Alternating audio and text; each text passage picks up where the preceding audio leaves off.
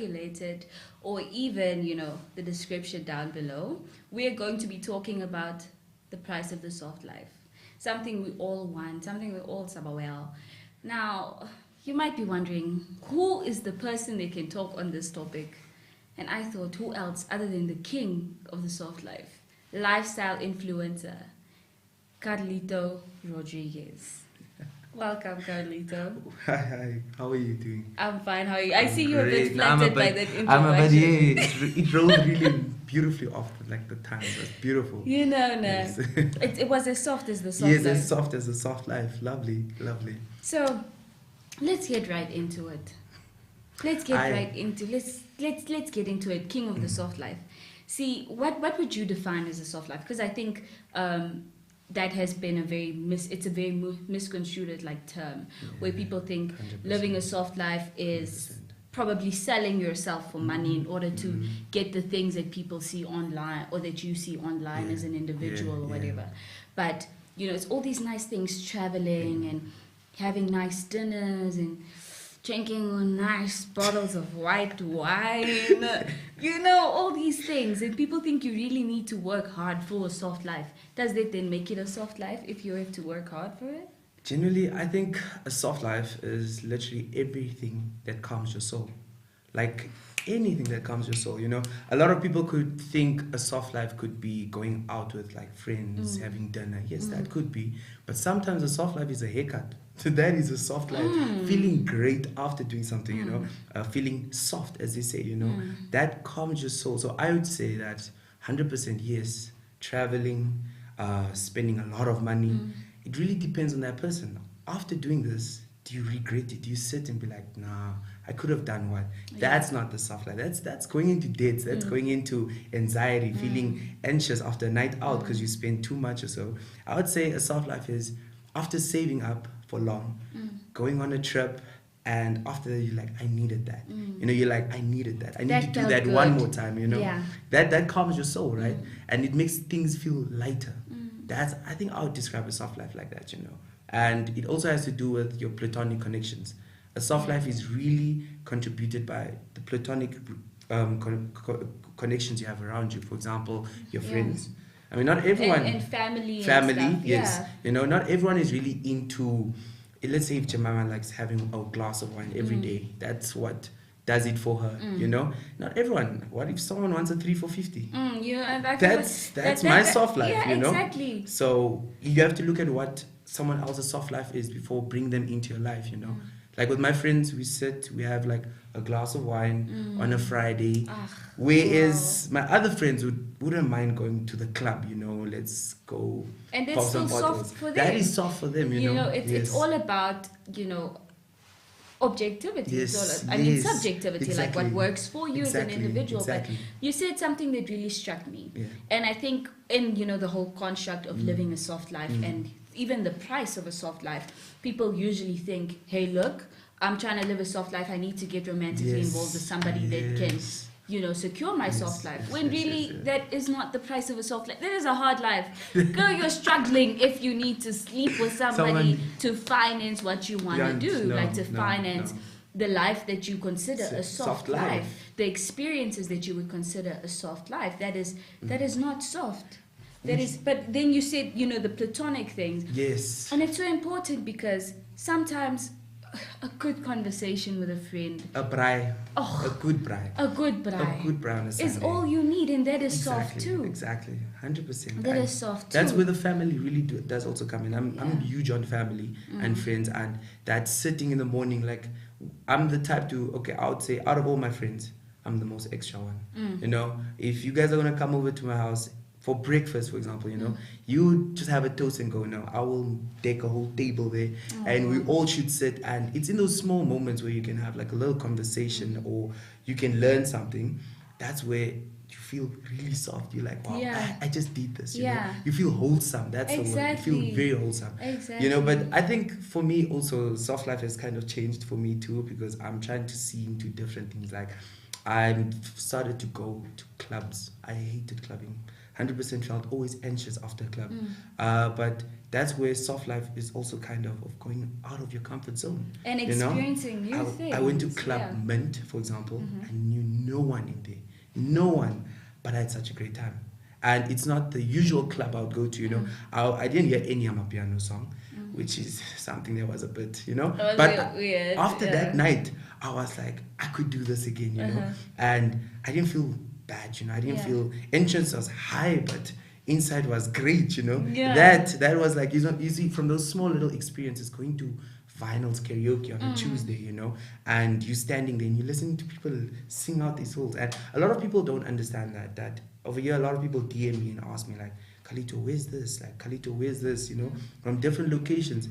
But you just try and get a new experience every day. Windhoek is quite small. You won't lie. It's very small. And if you keep on going to the same places, yeah, you become a regular, but you get the same energy all the time. And I think that also becomes exhausting yes, over time. Exhausting. But they also ties into my next point, which is, you know, also ties back into like the price of a soft life. Yes. But then people sometimes think the price of a soft life is something that you physically have to lose and pay for, you have to suffer for it. Guys, you don't need to suffer for a soft life. It's also just letting go of its stagnancy. Sometimes the price of a soft life is not resisting to change. Yes, exactly. I mean, the thing is about with change comes growth. I always believe that. A lot of people think that, how is it with change? How are you always ready for change? Like, my friends are always like, how are you ready? And then they bring up star signs. Yes, some people believe that. But I always believe that you cannot be prepared for change because it's a sort of growth. No one is ever prepared for any type of growth. Truly. It's something new. You don't know what's going to happen. And, you know, you go abroad or you go to different countries or so, and you just go see, and you're like, you know, some people would die for one glass of wine. From work, you just walk down. For example, you quite close to taste, right? You just go after work, one glass of wine, and you're like, the day is great. Yeah. That is to other people, that is something that they crave for. That is what I would suffer well. I would honestly suffer well.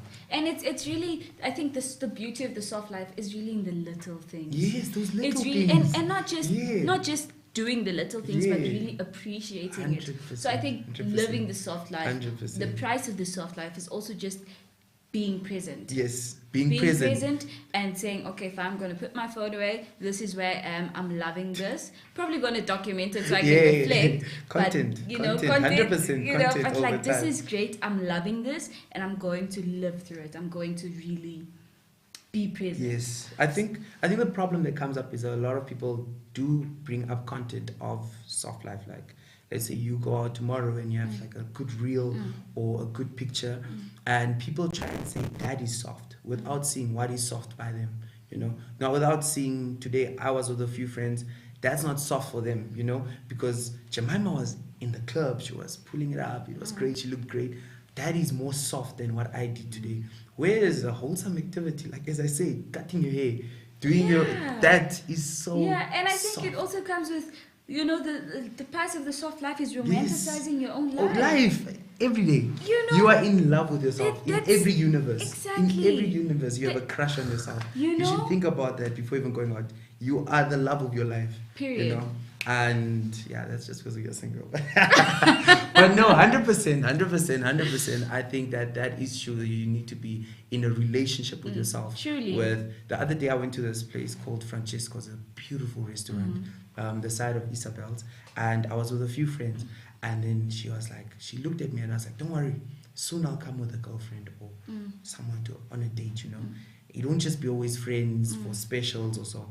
Then she's like, no, it's once you come with yourself, that's when I'll know you have love. Oh, then I was like, what do you mean, you know? And she's like, no, that's when you're going on a date with yourself. That's true love. You know, you can 'Cause come you with feel- 4 more girls after this. It's fine. I know it won't be that much of a big thing, but come with yourself. And I was like, damn, that's when you know you're truly comfortable with yourself. When you feel comfortable taking yourself out to different spaces. Security. Yeah, like to places you've never been to, and you don't need to like experience this new thing with someone else, because that someone else acts as a buffer 100%. between you and the actual reality. 100%, yes. You know, sometimes you don't need that. You just need to really, because in that new space you also get to know yourself better. Like, okay, 100%. this is Jemima, this is Carlito in a foreign space, and this is And that's the best when you know know? yourself. And when you're Yeah. out, you don't lose yourself. That's the thing. Exactly. When you're getting to know yourself.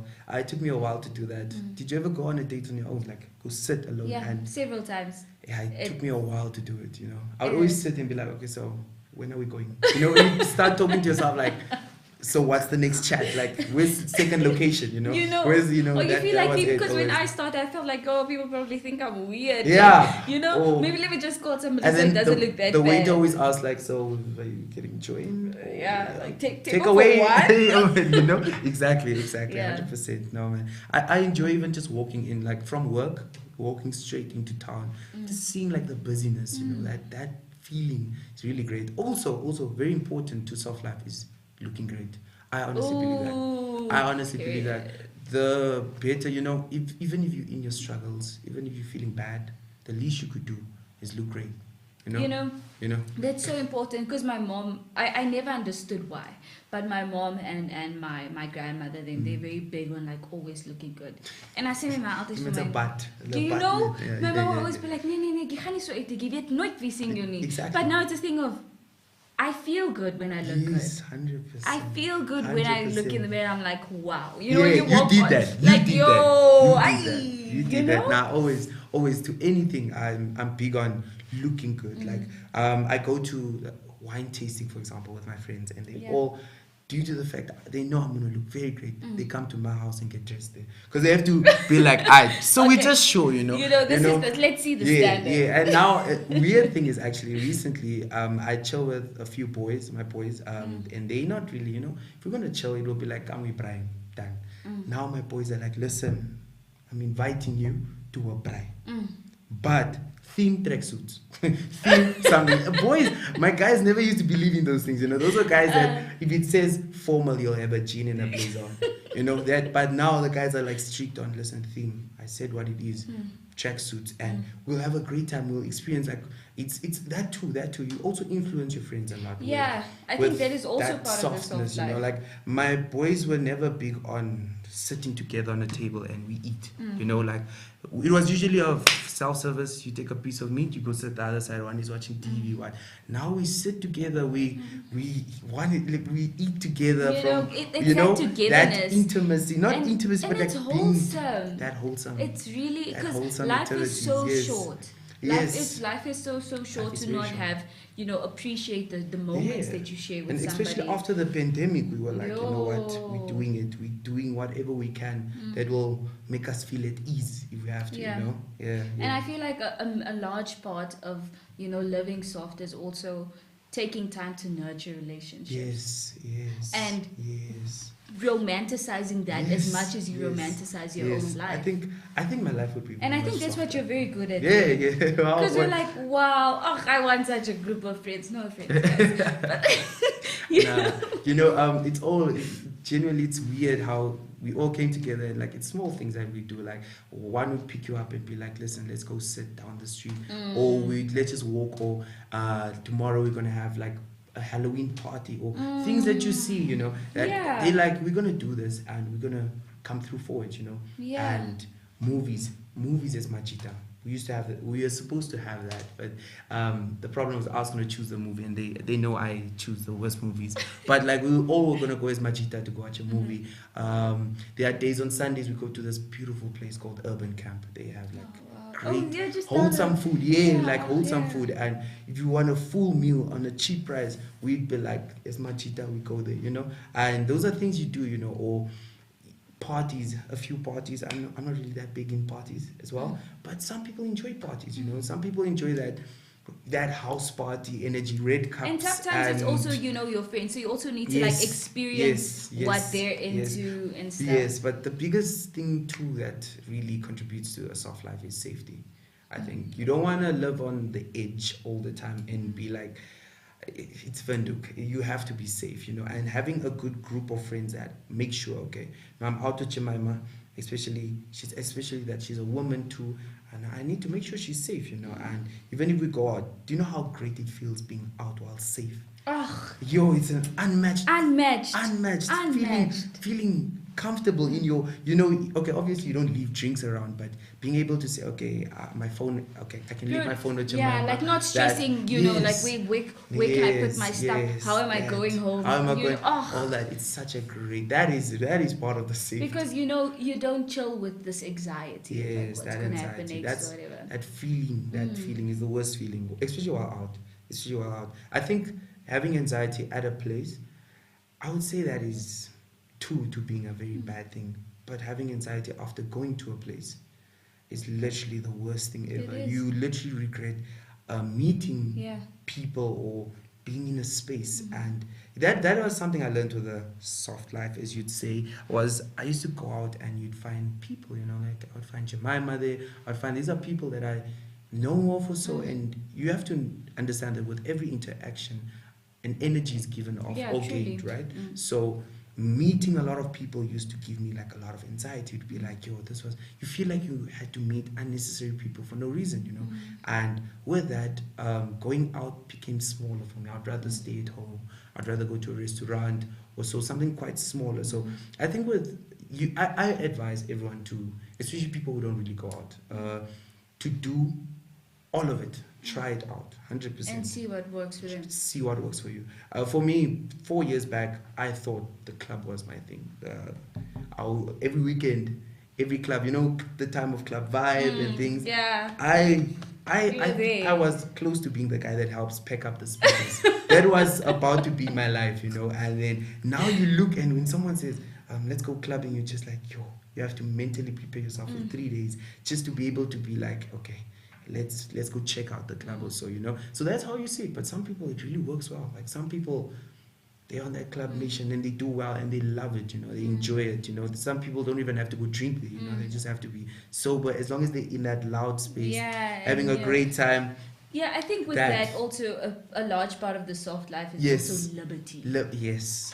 So, being able to freely and comfortably, and I think that liberty ties back into knowing yourself. Yes. Because if you know yourself and you're comfortable with meeting whoever and stuff, you have that firm identity. Yeah.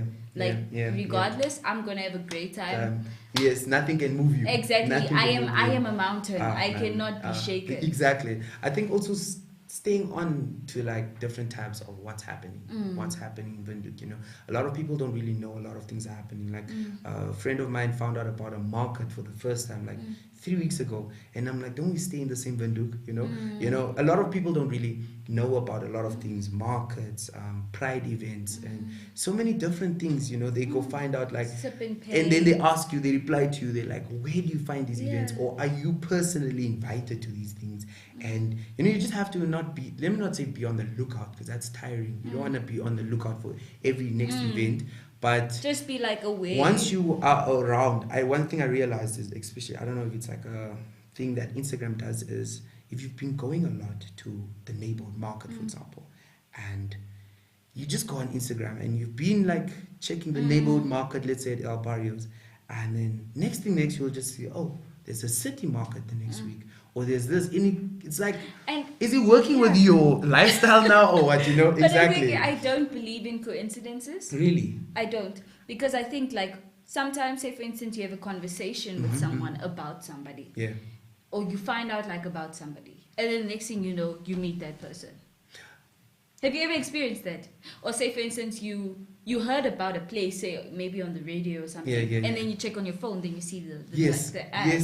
Yes, that like, happens quite a few times. Like, okay, sometimes it happens directly only after you've had like that conversation, or you've heard of something. Like my first time ever hearing about karaoke, I heard about karaoke in Windhoek, and I was like, karaoke?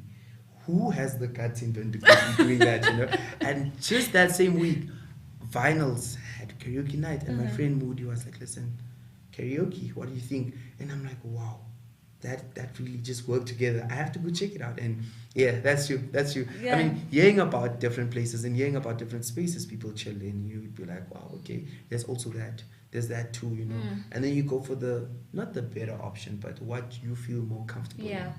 But speaking of, the algorithms that social media shows out and stuff, do you think that social media also then places a certain pressure on people to to do hard things for a soft life. Yes, 100%, 100%. You have people that would literally, okay, there are this is where people get confused when it comes to content creating. There are content creators. There are people who would be at home, but because they want to create content, they would pour a glass of wine and put it in a nice sunset and a good angle, record that. That's you creating content, right?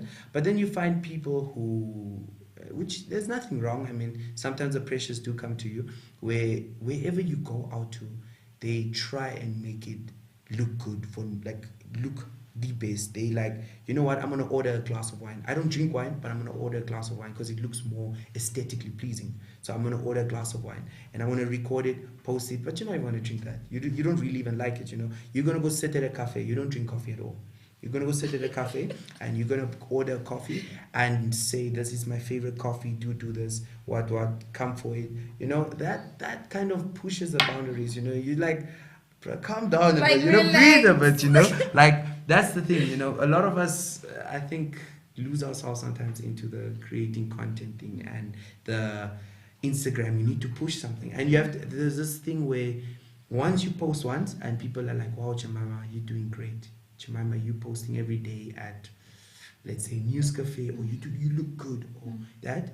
You're gonna try every day and give the people what they want, right? Keep to the standard that you keep to the standard you brought up, and that kind of really kind of puts it, that pressure comes to a lot of people, unfortunately. And how do you deal with that pressure? The like pressure, if you have ever the pressure I had once was I went to Cape Town and I created a lot of content there, but I'm not someone that directly after doing something, recording something, I'm gonna post that time. I don't feel that pressure of yo, the people need to see now, you know. Give the people what they want. That I'm not really big on that. However, when I came back, I had a lot of content I had to post. Even till now, I haven't posted quite a lot of content. And I went to a party and a friend's birthday party, and the people were like, when I came, they were like, "Oh, Carlito is here. Sit now." Or listen, he's gonna record now. Or listen, can I be in the reel? Start over. And you're now you're like, it's literally weird. It's literally weird. I was actually at first I laughed because one of my boys was like, "Oh, this reel, Carlito, I have to be in." That one was fine. I mean, those are my boys. Yeah. You know. Then there were people that would be like, they would just, as soon as I have like the phone or recording or something, they would just sit like upright or like look, and you know, and yeah, I do enjoy creating content with a lot of people, but you know, I always come to you to ask for your consent and be like, "Listen, can I record you doing this or what?" If I see it in my reel, you know. But it got to the point where people would be like, can I see the video? Okay, can you put it in your next reel or so? And that's where I really felt the pressure a bit, and all my boys were like, or all my friends were like, "Where's the video? The video is to coming out." People were asking my boys too. They were asking my boys like, "Listen, when is that video coming out for this event or this and what? We want to see. We're waiting for the content. It's Sunday. Where's the post? You know that?" And I was just like, "Yo, it's not that. I mean, I'm just doing this for vibes. Like, I'm having a great time. You know, this is my first day here. I'm having a great time." But there, I felt it a bit. But you have to put yourself back into focus, because that's where you lose all your aesthetics, what you work for, like here and there, you know. I work with a few restaurants as well, and I create content for them, and they push. These are people you work with. This is your money. They push you to be like, "Listen, we need one reel next week. We need one reel like this." You know, I understand. Where there, I actually, you just have to focus. That's where the money resides. That's. But when it comes to people just expecting content from you, people who do not pay you for the content or so, you just sit there and you're like, what is going on? You know, you're a bit confused, but then you just reevaluate the situation. But don't you think that sort of takes away from life being soft? Yes, it takes away so much from it, because now I'm working towards a certain target market of this type of energy, and I need to make my people happy on Instagram. No.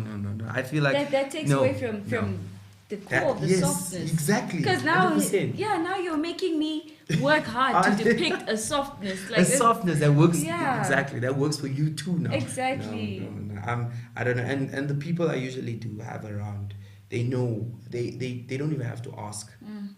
Listen, put me in the video or something.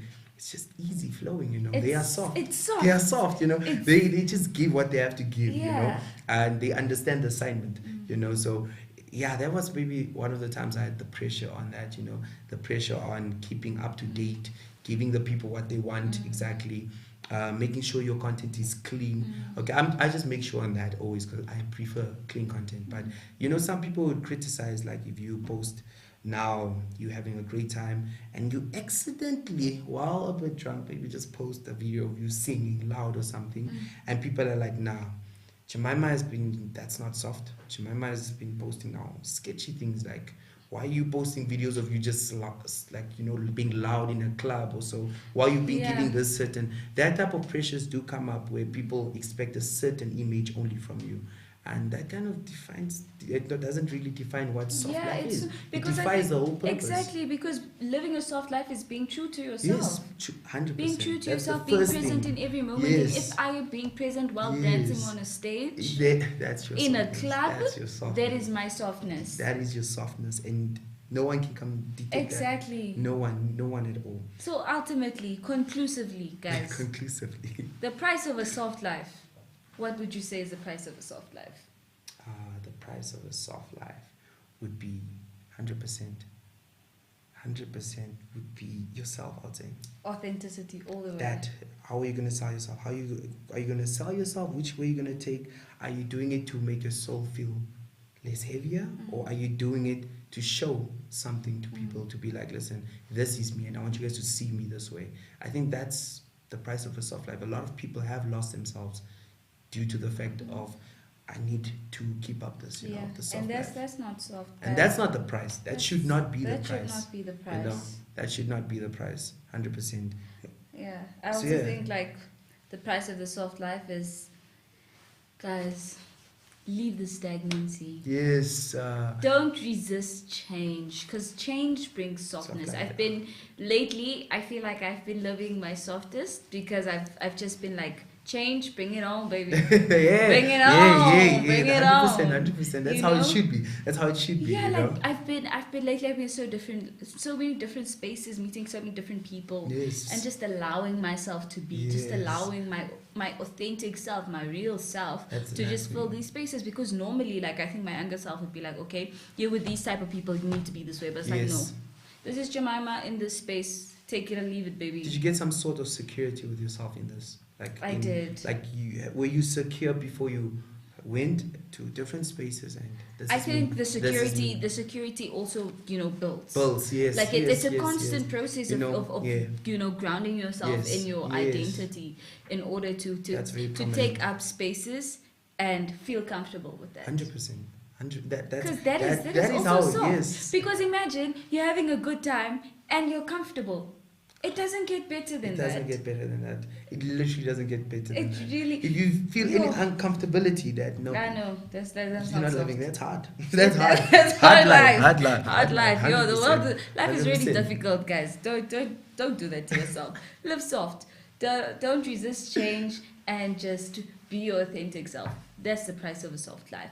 Well, sadly, we've come to the end of today's episode of Nothing But the Tea with the king of the soft life. You guys can even tell by the way he speaks. Really? Men's is soft, men's is calm, Mandem is chilling. Always chilling. Always. 100%. Well, from me, Jemima Ndebele, and my lovely guest, Carlito. This was great. Goodbye. This was amazing. It really was.